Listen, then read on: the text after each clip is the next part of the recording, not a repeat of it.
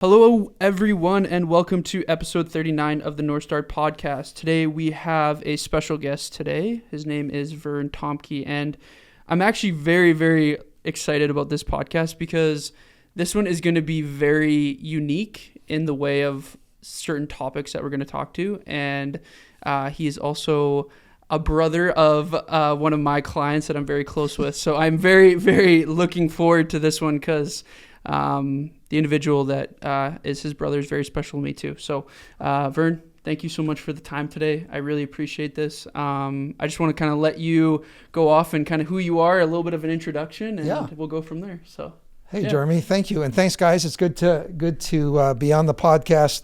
I wear lots of hats. I mean, I don't have a hat on today, but I wear lots of hats in my life.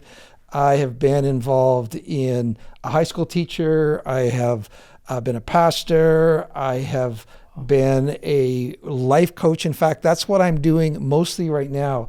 I basically transitioned into life coaching, and I work with guys all over the world from Australia, South America, Europe, England, North America. And guys reach out to me because of my podcast, which is called Finding Traction. And guys are realizing I have a problematic use of porn in my life. And it's resulting in all sorts of negative things in my life. And I'm in trouble. And they listen to me on the podcast and they email me and say, hey, I need help. And so I work with guys individually. I work with guys in groups. And I help them walk away from what I just call problematic use of porn in their lives to a life which is much healthier, stronger relationships, and moving not just away from something, but towards the life and relationships that they want. Mm-hmm. Me and my wife also coach marriages for probably 15 years. My brother John and his wife, they also came there. And so we've taken hundreds of couples through John Gottman marriage material. Okay, I've heard of this. Yeah. And if you're familiar with any marriage therapist, you've probably heard of John Gottman. So all of that comes together in helping men, because men often find the wheels coming off their proverbial tires of their life. They're driving along and all of a sudden they see a wheel going past them, which is their wheel, and they go, hey, I'm in trouble. And we work with them around their kind of addictive lifestyle, but then also into their relationships. So that's a little bit of what I do. It's endlessly fascinating. I work with guys from all different ages, from really their 20s to their 70s. I work with guys from all faith backgrounds. When I say all faith backgrounds, I like to joke, in the Christian genre, I've had Orthodox, Catholic, JW, Mormon, Evangelical.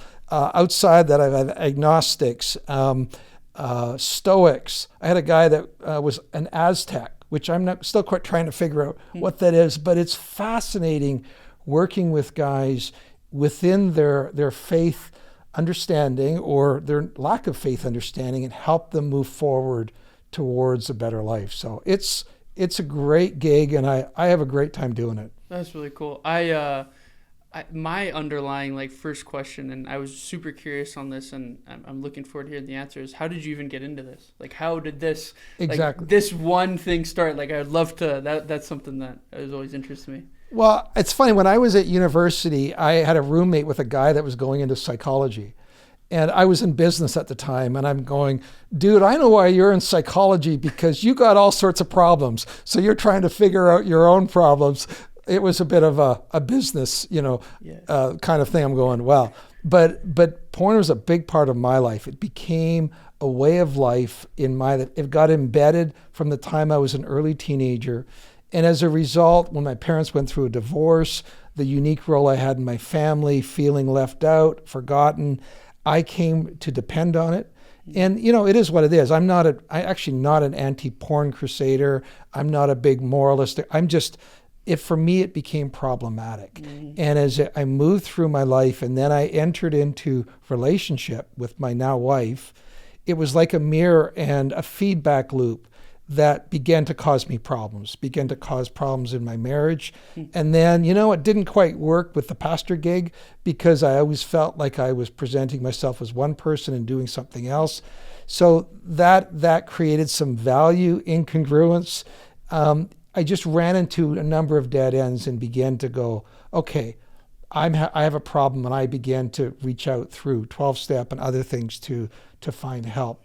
So the best kind of help, I think, is from guys who have experienced help and hope themselves. It's my story, and then I can then turn around and go, you know what? This is not overwhelming. It feels bad, but there is a way through this. This is my story. And using some of the principles I've learned, we can walk through this together and find that better life, whatever that looks like on the other side. And there's all sorts of examples of people looking for that better life. I find it interesting because I even find myself someone being in their 20s. I find it more common that people are talking about this too. Absolutely. Even if I look like even when I was in high school, let's say. Yep. So I notice even from that change how much of it has become more aware and again, for some people, like you said, problematic. Sure. And I'm using that because I want to get away from, that's Bible verses and sin and all of that. That's not what we're talking about today. We're talking about self-identified awareness that people are going, this is not serving me any longer. Do you find that with the individuals you work with, have they mostly gone to a point where it's problematic to the point where other things around them they're not able to do their day-to-day, or is there some form of balance that they have? It is up to the individual. Some guys, let's just talk about the 20s, moving through 20s and hitting that magic 30. I've had single guys who go, you know what? I have spent my freaking 20s with my pants around my ankles playing video games and watching porn, and I've got no real relationships with real women. I view every woman as a porn object. I rank them, and the pornographic mindset.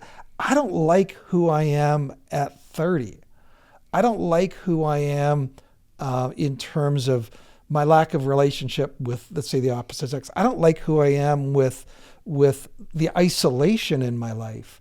That's an awareness that I'm finding more guys are starting to express that's why guys like Jordan Peterson, whether you love him or hate him, I think he's pressing into that angst that 20-somethings are feeling. Other guys, where let's say they come into a real, that relationship that's going to move towards marriage, or they get married. Other guys find now for the first time they have a feedback loop in their lives. It's called their partner. Yeah. And their partner's going, you know what? I'm just not sure that I want to be, your porn star. I'm not sure that I like the fact that you have this discontentment with me. I feel like you're using me. I feel like you're checking out other women, or I've lost trust. Is this leading to online chats with women? Well, which is pretty common. Every porn site is always trying to monetize. That whole trust factor gets challenged often, and it's not just religious couples. It's often common, not every couple, but some relationships are going, I feel like I'm losing you to this other world. We've been watching the series Black Mirror, and it's all about technology. Some of them are a little bit out there, but it's a great example of, I feel like I'm losing you, or you're not really here, or you're always agitated and frustrated. What's going on? And now guys who've lived in their single life with these embedded things, now they're in a feedback loop, and now they're looking in the mirror, they're going, oh my goodness, I've got 5-10 years of embedded habits, and now I'm trying to build a relationship, and I'm running into these walls, relational walls. So those are just a couple examples of guys that get a hold of me at younger ages. Older guys are going, man, I feel like I missed my kids growing up because I wasn't present for them. I was off in my world. That's sad. I get older guys going, you going, older guys? Yeah, I get guys moving into retirement and they're going, you know what? I feel like I've lost purpose in my life, and now I reach back into my porn world and it's causing me problems. Guys in their 60s. You're going, really? If you're 20 or 30, that's awful depressing to hear.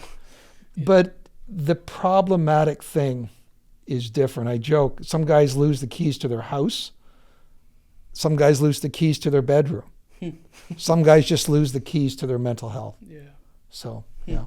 I find it pretty interesting that each phase and kind of where you're at is different too.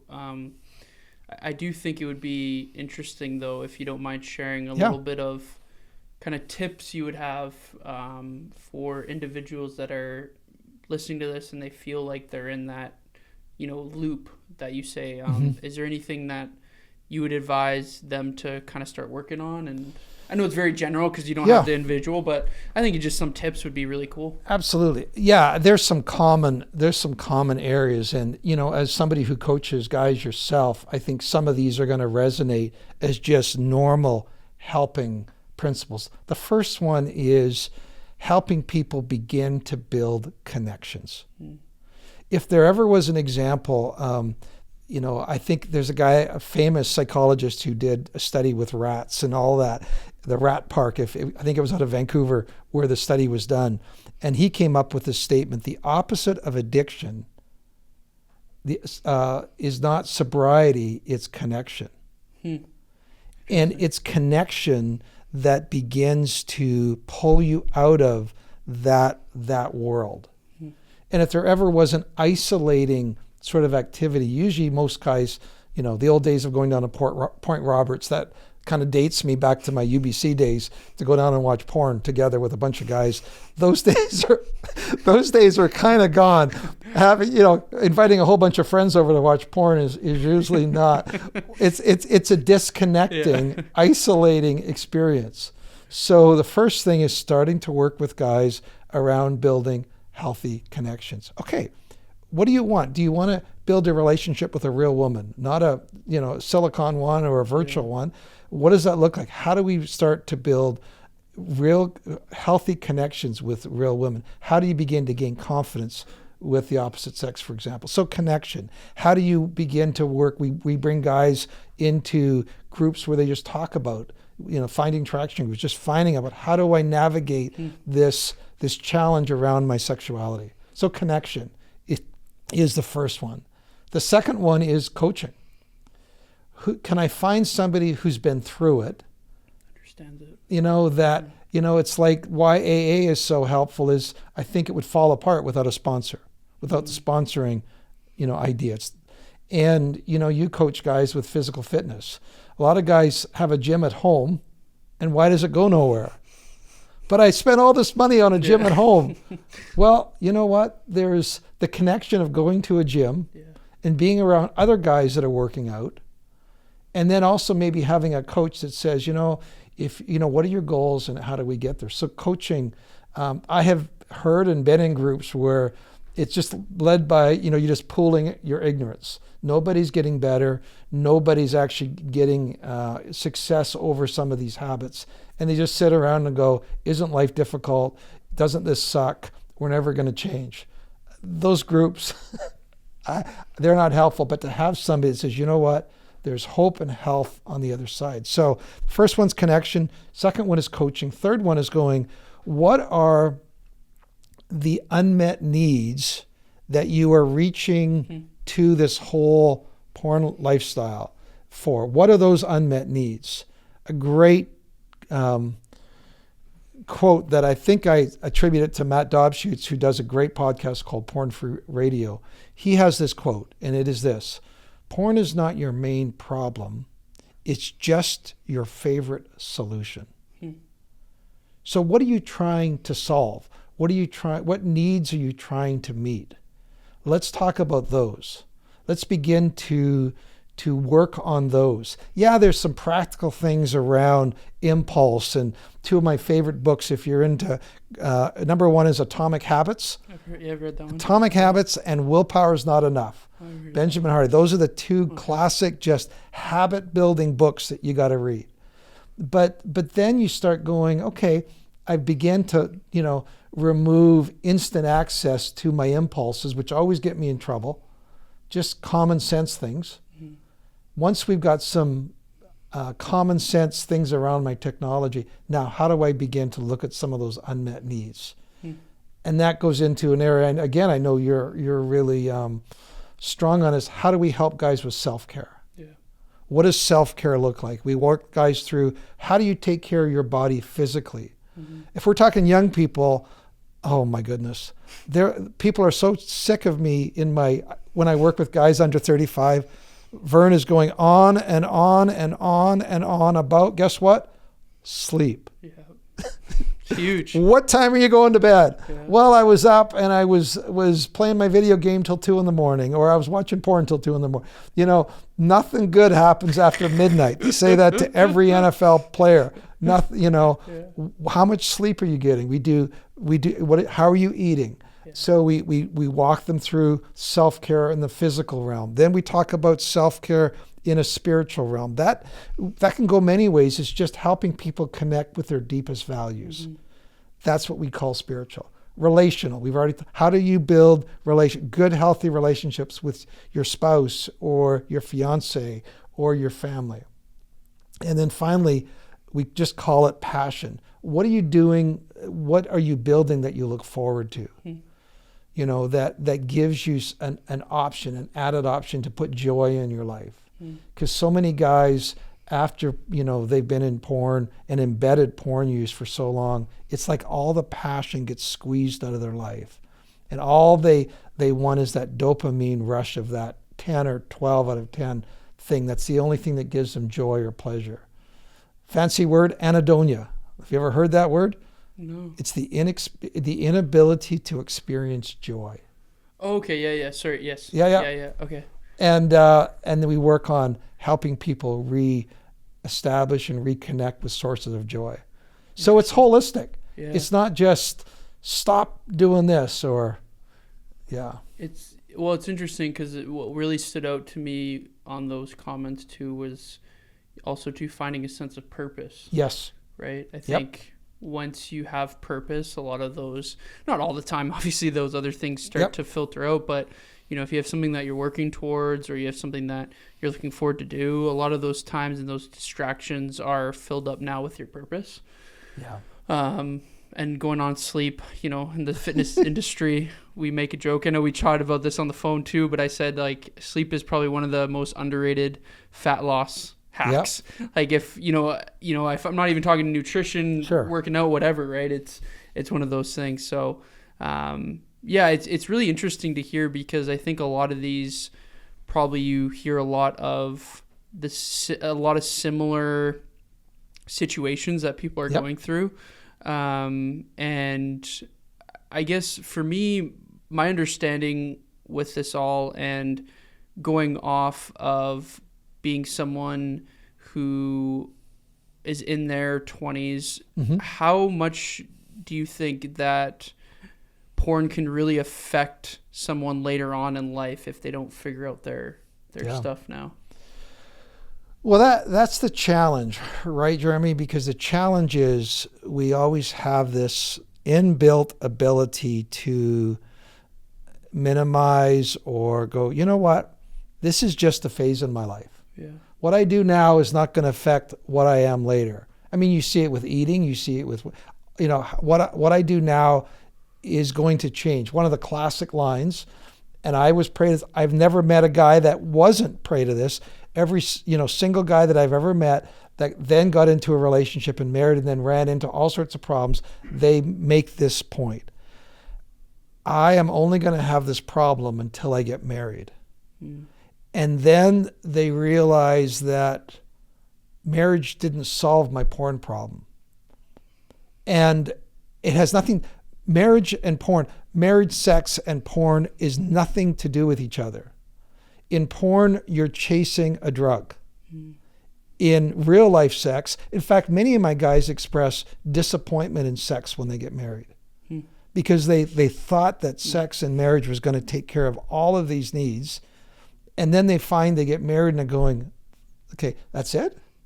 Because they're not in control. They're having to deal with this problematic partner with their own needs and all the challenges there. But they're not able to pursue it like a drug that they did when they were in their 20s. They're pursuing a drug, and then they get married and they're going, well, it's, if you try to pursue sex like a drug with your wife, that's going to turn sideways real quick. And so I say to guys, yeah, this is the opportunity for you to begin to develop some skills, develop some self-care, develop some distance. So when you get married, when you get into a healthy relationship, then you are actually prepared for real life in terms of that. And so it's not true, although I get the logic. Well, it's kind of to do with sex. So once I get married and can have sex all the time, which is not really true, but then I'm going to be good. This is going to just disappear. And rarely is that the case when somebody has an embedded dependence on porn. Porn is their way of life. See, for me, it was the way I dealt with pain. It was the way I dealt with strong emotions. It's the way I rewarded myself. It got embedded in my life early. And like a lot of things that get embedded in your life early, they get really deep inside of you. Here's a funny example. I'm wearing a Dallas Cowboys shirt, if you didn't notice that. People say, why are you a Cowboys fan? You live in Canada. That's, at 11 years of age, Jeremy, two things happened to me. Number one, I read a magazine called Tom Landry and the Dallas Cowboys. And 11 years, the cement was wet in my life. And I became a Cowboys fan. You say, yeah. No. I became a Cowboys fan. I have been to the old Cowboys Stadium. I have been to the new Cowboys Stadium. I have been there on American Thanksgiving. Jeremy, I have been to the Dallas Cowboy training camp. I am a true believer. That's a fan. That's a fan, man. That is a fan. And it all started at 11 years of age. And the other thing that happened at 11 years of age, I was exposed to pornography. And that also began an embedded thing that took many years of coaching and help and support where I could find a tipping point where it wasn't controlling me anymore. So 11 years. Do you mind sharing that clicking moment where you had to make that change with porn and that relationship? Was there something that... That's a great question. I think the challenge with porn is it's always there ready to return to your life. So when I first got married, it was probably not a problem for the first couple of years. And then kids started coming along. And then when kids started coming along and pregnancy and all the challenges then it reemerged as a controlling issue. I know this is a little bit ahead of your journey. I hope you don't. I had a pretty massive midlife crisis at 40, from 38 to 43, where I lost purpose. I was depressed. I felt like nothing I did mattered. Then it emerged big time in my life again as a solution. It was always there waiting. I just talked to a guy this morning who lost his marriage because of cocaine and one night stands. He said, I was doing well. I did well for 6 years, and then it was there. I hit some rough times. It was there. So it's one of those things, once something gets embedded, even if and I'm not trying to be depressing here, you always go, this is a propensity. This is a susceptibility. It's like guys that have struggled with alcohol and they're clean from alcohol. In fact, alcohol is a great example here. They go, you know what? I always have to be aware because I know that first drink always is I can't do that first drink. It's just something in my DNA and my bones and my history. For me, that's problematic. And that is not conducive, any drinking, for a healthy life. And other guys go, dude, we're just going to the bar to have a beer. Like, Yeah. what's the big deal? Yeah, it's different person to person, and Absolutely. how they've grown up with it, or how they, like you said, how it's impacted their life. With your, I'm really intrigued now to hear, you had mentioned your groups, but also to how that looks like when you have a conversation with a individual that's either one-on-one or in a group setting. Are you more focused on their specifics on what they're trying to inherently fix, or is it more just like support and having someone there to talk to? Yeah, it's a great question, because I try to come at it from a holistic standpoint. First of all, the reason guys reach out to me is because they tried for years to change on their own. I mean, step one of any one of you 12 steppers out there, PU, powerless and unmanageable. I recognized my life was powerless, and I was powerless and my life had become unmanageable. In other words, they have been trying for years to affect change in just their own, to quote the old Seinfeld episode, master of their domain, right? They're not the master of their domain. And that's one of the areas where they realize this is problematic. I don't like to feel like I don't have control over my life, that I tell myself 20 times I don't want to end up doing this, and yet I always end up spending all weekend doing this, or going to the bar and picking somebody up, or whatever that, or going to massage parlor, or whatever that problematic thing is for their lives. So we start and go, you know what? We're here, and the first thing you need to learn is honesty. To come to a group takes humility, but then we teach people to be honest, because you've been lying to yourself probably, and you've probably been lying to those people closest to you. So we start by helping people check in. What are your feelings? See, so many guys in porn addiction, others are emotional midgets. They couldn't tell you a feeling if it smacked them up on the side of the head. And we give them this feeling chart, and they got to pick two feelings. In fact, married guys say their wives really like this, because some of the guys for the first time are actually starting to say, I feel this. And they go, you what?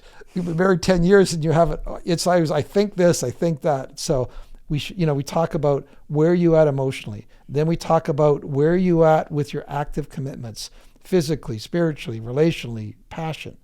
Then we talk about, okay, where are you at in terms of the goals you set for your sobriety? Was this a week that you felt like you were able to fulfill your goals? We call it red, orange, or green.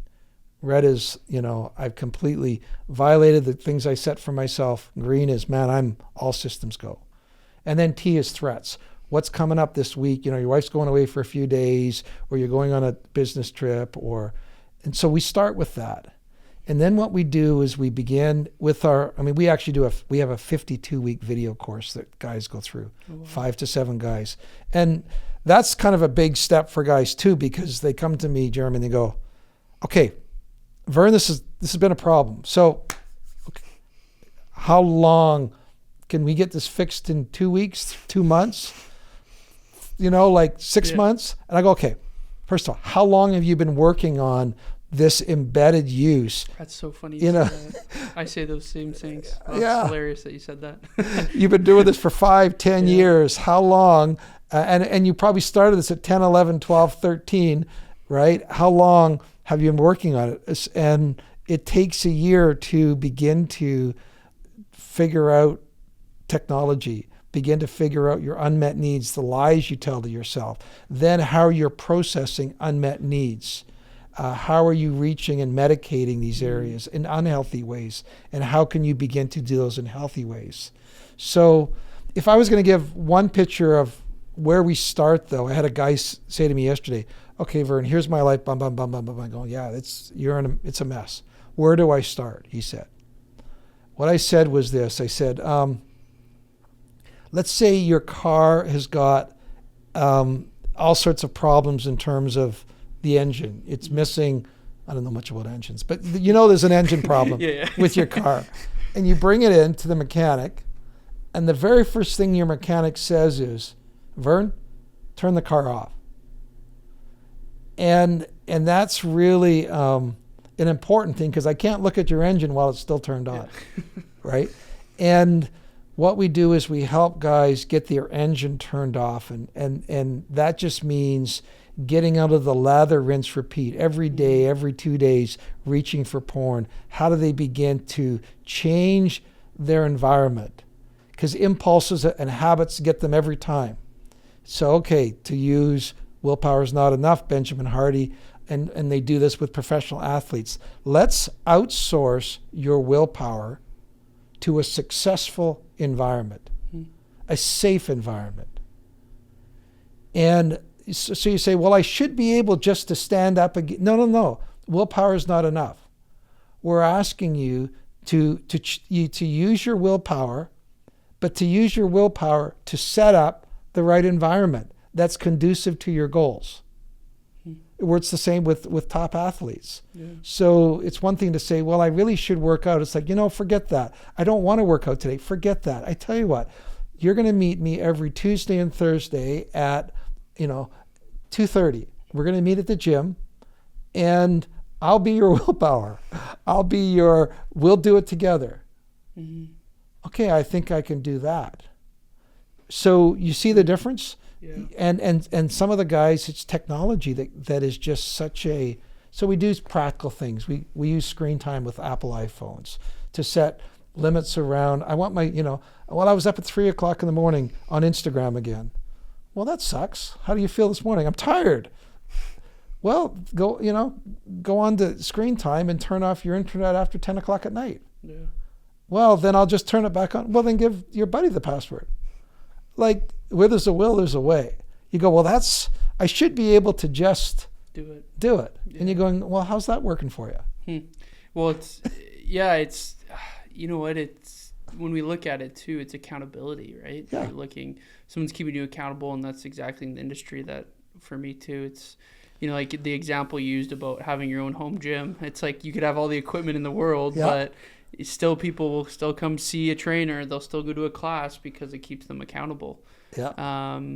Something that also stood out to me was in regards to your approach to communicating the length of time that it takes to achieve something, because I started laughing because I literally say the same thing to someone. They'll say, well, I want this done in a month. I'm like, well, okay, well, with or without steroids. Yeah. It's just like, hey, like, even with that, it's like, damn. I saw Jack Reacher and I want to look like that guy. How quick can I look like Alan Richardson, whatever his name is? Oh, that's hilarious. It's funny because it's exactly like I always say too. If somebody, and again, I'm not too much on weight when we look at someone's weight, because you can be healthy at different weights, whatever. Sure. Anyways, let's say somebody has 50 pounds to lose, right? Yeah. Right. And I'm like, well, how long have you been, quote unquote, with those 50 pounds on? Mm-hmm. And if they're like, well, 10 years, I'm like, okay, well, we can get the ball rolling, but it doesn't mean those 50 pounds can just be off in a month, 2 months.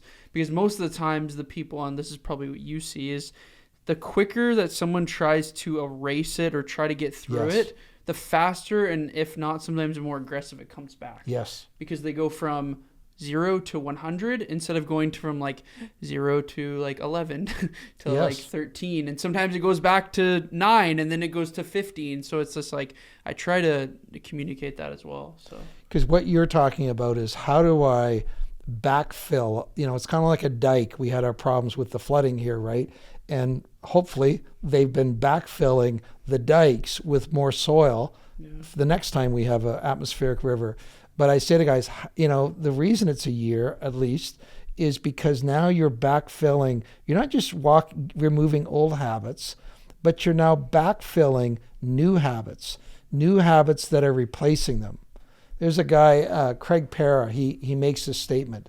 To break a habit, I'm curious what you think of this. To break a habit, he used to say you need to make a habit, but then he switched it. He says to break a habit, you need to make the right habit to fill the right need. Interesting.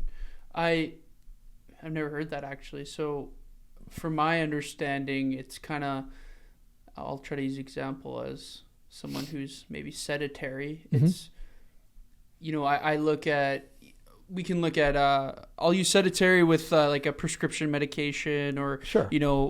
I've had some individuals, and my view on prescriptions and things like that has changed, but I always look at something as, doesn't mean, if somebody is, let's say, depressed, anxious, whatever the case may be, and you give them a low dose of an anti-anxiety or antidepressant, it helps them get off the couch. It helps them to take action. It helps them. Yep. Doesn't mean they need to take that forever, that medication. But if it gets the ball rolling for them to go from not on the couch, not doing anything, watching TV, driving to work, Sure. in a car, not having any sort of activity, to go out for a 10-minute walk. Yep. Well, that's now replacing.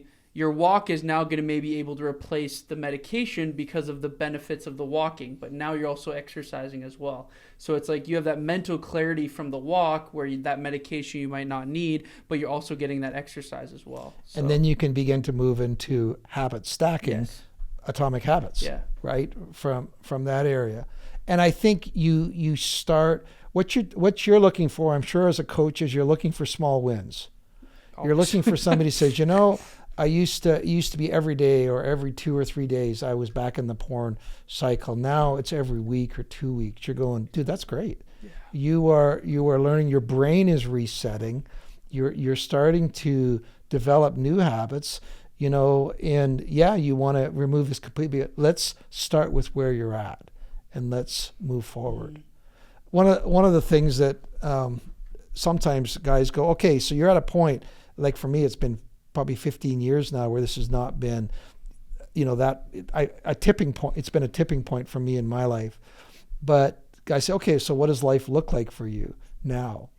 And guys kind of get wigged out when I say this, or they just go, really, Vern?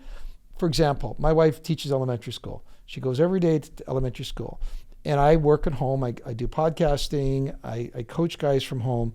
Other than 2 days I go in and teach high school. Oh, cool. When I'm home, the last thing we do the night before is we gather up like all seven remote controls for the smart TV, the PS4, all of my internet devices, and I throw them in a box, and I spin a dial, and I call that my pre-commitment. That is my pre-commitment for tomorrow. Interesting. So someone go, dude, what is your problem? Just don't go on the smart TV. It's not that easy. Yeah. Well, you're going, yeah, but when I get bored or when I go, so what I do is we do that. It's a pre-commit. But the next day, guess how often I think of going on the smart TV? And 0. Yeah. Because I've already used my willpower to make a pre-commitment to create the environment conducive for my success. And other guys go, and you get to sometimes in religious communities, well, dude, that's just, that's no self-control. Whatever. I don't have, there's certain areas where I just go, no, that's my susceptibility. I've learned to know, I know myself, and this is what I do to be successful in my life. It is a little weird sometimes when my youngest 30-year-old son came back and go, Dad, what's this with all the remotes in the box? You're like, that was it. Actually, that wasn't as bad because I just explained it. He says, yeah, Dad, whatever. But when my wife's sister came over, my wife just said, it's a long story. No explanation. It's a long story. No explanation. That's hilarious. So no, that's cool because, well, and it always comes back, in my opinion, to what works best for you, because the person beside you going through the same or similar, not the same because it might not be the same, but similar process as you might not have the same way of learning or thinking or adapting. And my view on it when I talking to someone, and you said it there perfectly about the small wins, is because if you are always constantly looking at your end goal, so like, again, most people come to me, they're like, I want to lose a certain amount of weight. I'm like, okay. Yep. Like in my mind, I'm like, sure, like not sure, like brush it off, but I'm like, okay, yeah, that's a good goal. But like, I actually really know what you want. You want to feel better. You want to have more energy. Yes. You want to feel more confident. You want to be able to play with your kids. You want to be able to be, have a healthier, just lifestyle. Right. And I always try to remind them that it's like, they're like, well, I didn't lose X amount of weight. I'm like, well, how do your clothes feel? They're like, oh, they're like, oh yeah, actually, like I put on these pants and they feel looser. And I'm like, that's an amazing win. Exactly. Like, or like you said, like even it comes to maybe going for a walk, it's like, they're like, well, I didn't get my 30-minute walk this week 4 times a week. But I'm like, yeah, but you weren't getting any walks in before at all. Like you were getting Absolutely. 0 minutes. Now you're at least getting 10 minutes. Yep. Like that's better than nothing. So, it's an interesting way of, and it's hard for someone to grasp that until they're in it and they actually like really understand it. So, well, and I think what we also need to throw in is sometimes there's a urgency. If you've had a heart attack, if you've had been like using the physical example, if you've been diagnosed with type B or type A diabetes because of your weight, or all of a sudden you go, something along those lines. It adds an urgency, which sometimes can work in your favor as a coach. You can, yeah. Right? Because you're going, I cannot. Somebody that's had, has the beginnings of emphysema because of smoking, for example. You're going, oh, okay. In my area, when guys, spend their first night back with their parents in their basement suite because their wives have kicked them out because their son discovered porn on the computer, or some version of, or a guy was chatting with a woman online and gets discovered by his wife and there's trust broken. All of a sudden, the urgency is ramped up to a 9 or a 10. I mean, that's not even getting into some of the crazier stories, when other things start happening. But we'll just go with the ones within the realm of, or guys lose their jobs because the guy's going, you know what? You're working on your computer, but you're stealing from me 2-3 hours looking at porn and on social media, and I'm not going to pay for that anymore, right? It shows up on the company. Does that ever happen? Absolutely. Yeah. Right? In teachers. I'm a teacher. I use school computers. I know teachers who've lost their job because of, the stuff they're looking at. So those are, sometimes when guys call me, and come on, we know guys, there's something about us that goes, I'm not often ready to make a change until the pain is so strong that I have no other choice. It's a pain to change, Jeremy. It's a pain to change our easy habits. Yeah. But oftentimes pain is a great motivator. And I hate to say the stories, but sometimes guys come to me and go, okay, I will do whatever it takes to save my marriage. Or, yeah, it's kind of that, like you said, that last resort. And, and it's sometimes it's, in my view, it's like, maybe not always the optimal way of always going about it, but if that gets them kick-started, then I look at it as at least you started. At least you started. Here's another example of guys in their 20s. I have guys in my 20s who come to me going, I'm in my late 20s and I now have erectile dysfunction. I cannot get it up outside of porn. Wow. Yeah. And they're in their 20s. You're going, and I'm afraid. And the guy's going, now I'm scared. Some guys go, what? Yeah, it's a thing. For sure. Yeah, no, and I've heard of that too, and it's like I said at the beginning, I think it's becoming a lot more aware. Yep. Reddit's helped. Yeah, right. Reddit, NoFap, all of that, right? Yeah. I'm actually kind of intrigued though, because I know we talked a lot about males, but do you have any females that ever reach out to you? You know what? It's actually apparently, I just read a study recently, I think it's under 35. I forget what the dividing line. Older women, it's not nearly as common, but 2 out of 5 women, I forget the dividing, it was 35 and under, are viewing porn. And I know a gal that works with women who are struggling as well. I don't work our groups or guys in particular, but I have a great resource for gals that go, that's kind of a weird one because not weird for women struggling, I get it, or women looking at porn, but there seems to be culturally a bigger shame factor. Oh, interesting. I mean, we haven't even got into shame Yeah. and isolation. And guys, if you have any connection with a faith background or religious background, or even guys that don't, shame is often what drives the addictive cycle. But for women that are struggling, it's shame often intensified, so they stay secret even longer.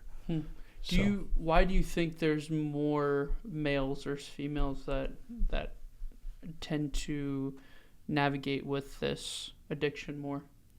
Why do men struggle more than women? Yeah. Do you think with it? I just think that just the way we're wired. Okay. In generally, I think we're just way more. I mean, we can get into evolutionary theory or visual. We were talking about being a visual learner person. Yeah. I think we're often just stimulated visually. Like I was referencing Black Mirror. I think we're heading into an age where we're going to far more problematic behavior in real healthy relationships, because, I mean, the porn industry, again, don't hear me, I'm not a big anti-whatever crusader, but they're incredibly unique in finding new ways to ramp up dopamine, to ramp up between the new they're always at the forefront of technological advances. Do you think males are easier influenced then by it? Is that another kind of way of maybe looking at it? I don't know. I think society, I don't know. I just think guys are more, again, girl, but the common pattern is women know there's something in their relationship. We're talking for a married couple now, I've heard over and over from women talk to me, you know what? My husband, because of porn, when his discontentment with me goes way up. He's unhappy with the way I look. He's unhappy with the way I make love. I'm on this treadmill with him. I don't like what it's doing to our relationship. Those are the ones that get a hold of me and going, that's not even getting into whether it violates somebody's faith boundaries or, teachings on, if you look at a woman lustfully, that's just women's experience who go, I'm losing my husband to this. Interesting. Whether or not they're starting to engage with real women or not. Yeah. I always get intrigued by, especially I've never, in all honesty, really talked to someone who specializes or that helps other individuals deal with this. So I'm always curious to kind of see and hear the other side of it, because I only really kind of have I don't know if my own opinion is the right word, but my take on it just from what I see through people similar to my age, people that are older.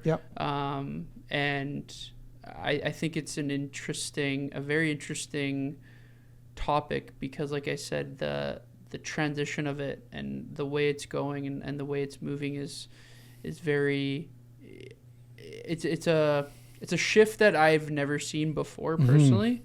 But my take on it, and I'm curious to hear too, with your experience with working with individuals, do you find that having your teaching background and being able to teach people for so many years has really impacted the way you were able to help people in this sort of atmosphere, or this? Apparently, one of the things that I am able to do, which is, I guess it's a gift. I can take a large body of information and synthesize it down very easily into quick teachable things. I did that with the marriage course, the John Gottman. We did 6 nights. I read probably 40 books on marriage and came up with a 6-night thing. My brain just works. I take all these concepts and I'm able to put them, which is what I did with the 52-week video course. I probably read 50 books on all sorts of sexual addictions, from therapists to Patrick Carnes to you name it. By the way, there's a great book out there. If someone wants to read a book, it's called Unwanted by by the name's God, unwanted. And he goes deeply into the lack of purpose as one of the things that is so identified with guys struggling. His job was he worked with the state of Washington. He did courses for people who had been arrested picking up prostitutes. And that was where he learned a lot about in that area. Unwanted is the name, and it's a fascinating book. And Jay Stringer, there it is, Jay Stringer. If you're going to read one book, read Jay Stringer's book, Unwanted. Cool. But as a teacher, yeah, and that's just something that I've loved to do. You know, get it on the bottom shelf. I'm not a big into therapy speak. Things don't need to be complicated. How can we help you? Let's popularize it, simplify it. What is an incredibly difficult, broad area, and let's put the cookies on the bottom shelf to help guys. That's kind of, I guess, my jam. What I like to do. But for me, that's just an area that comes naturally to me. Cool. Yeah. So. I always like to hear kind of how someone learns, because when you say your brain just does things, and then I kind of get questions like that too sometimes, of how do I word things, or how do I come up with an idea, and it's like I don't even know. It just exactly. Like it just happens. Like yep. I think just some people are wired differently like that. This goes off of the groups and the people that you help, but I would love to hear. Obviously, names don't need to be mentioned, but yep. It would be cool to hear a story or a success story of someone you've been able to really help that really stands out. I can think of some clients too that I've worked with in the years, but I can imagine you probably have some too. So, I'll give you just a quick story of one of the very first guys I work with. He's probably in his early 30s now. He, like a lot of guys, developed an embedded porn use dependency in his high school years, moved into college, ended up failing his failing university because of, just excessive porn watching when he should have been in class or up all nights. Left, basically did that. Ended up going back, getting a ticket to do something different. Met a gal, got married. She was not cool. She had herself experienced, which is a topic we haven't even touched on. When a woman has experienced betrayal, a woman has experienced hurt, abuse, the level of intolerance gets jacked up. I don't want a man that I can't trust, who lies to me, who says one thing, I have no whatever for that. So he got married. His wife discovered all of his online behaviors. She flipped out. She basically said, she'd heard about me. She said, you need to get a hold of Vern. And he said, yeah, I'm good. I've got this. He says, no, you need to get a hold of Vern. Otherwise, I'm leaving on Friday. This was like a Tuesday or Wednesday. Friday came along, and she says, I even wrote the email for you. And Friday came along. Did you get a hold of Vern? No. She starts packing her clothes. He says, where's the computer? Heads to the computer, hits send. And now you say, well, he just did it for her. But within 3 months of working with him, he realized, there's funny stories of how it affected his work and how it affected, but it won't even, it's his to share. But, some of the crazy stories of people using porn in different settings. But he reached out to me, and in short, probably within 2 or 3 months, his motivations had changed, where he now, and that's a big thing, he was doing it for him. He was doing it because the man he wanted to be. He wasn't doing it, sure, she wanted it as well, but his motives and motivations switched, where he now recognized, this is what I want from my life.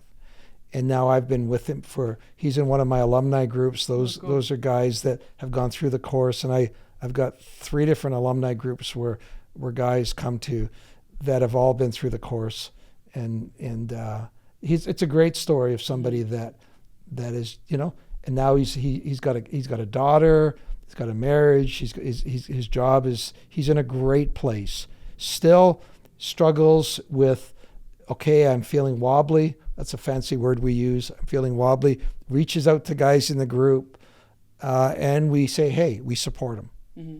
You never, one of our favorite little sayings is, no matter how far down the road, Jeremy, you get, the ditch is still on the same distance from the vehicle. Yeah, it's well, no, it's super true, because it's anything that you've struggled with and that you start to try to reverse. Yep. Will always take effort. I went through myself a little bit of food anxiety, as you could say, or maybe we could say a little bit of, food.